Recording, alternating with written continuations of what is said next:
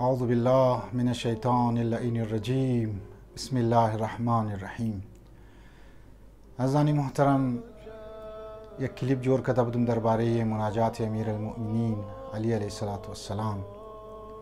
امروز میخواهیم درباره مناجات 15 یعنی مناجات پوزدگانه امام سجاد علیه السلام کم مطالب بیان کنم. این مناجات دمنی مفاتیح الجنان هم هسته، منی صحیفه سجادیه هم هسته.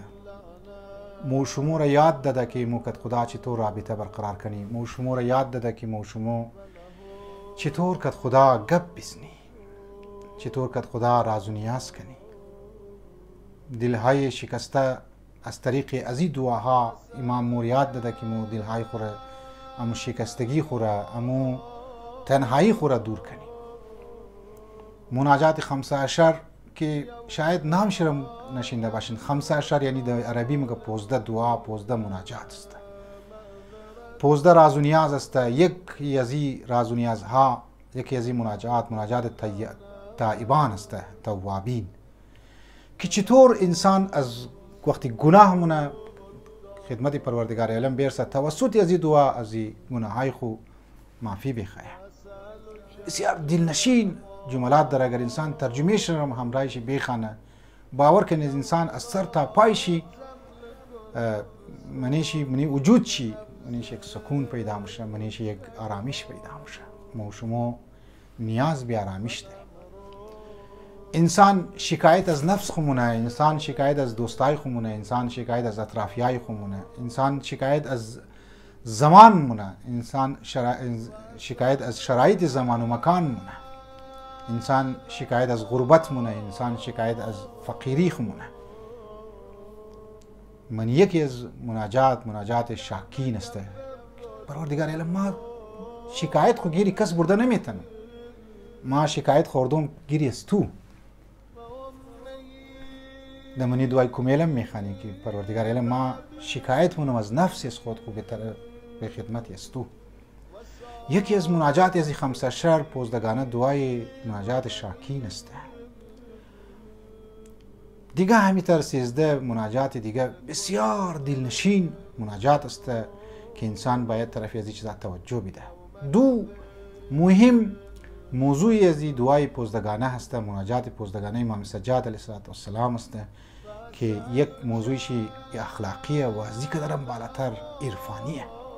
ما شما امروز نیاز به ازی داریم که خود توحیدی کنیم. ما شما امروز نیاز داریم به ازی که در تمام مراحل زندگی خو ما توحید محور شونیم، یعنی توحید محور زندگی خو قرار بدیم، پروردگار عالم را محور زندگی خو قرار بدیم.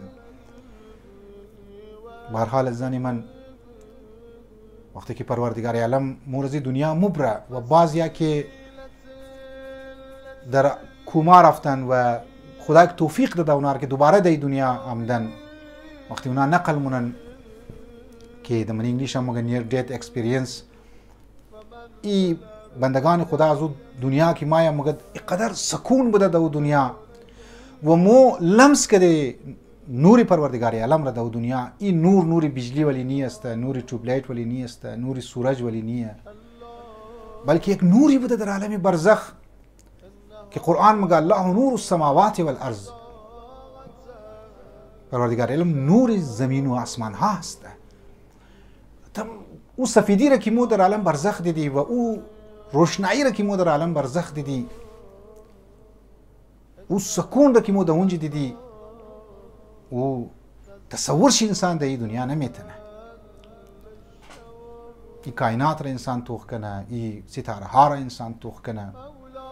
اینا یکی از جلوه های ریزه پروردگار عالم هسته که مو اگر دو دنیا بوری مو این جلوه را تا یک حدی که اگر ظرفیت خو بال برده باشی مو مینگرنیم انسانی من. البته خود خدا را مو نمیتونی بینگرنیم.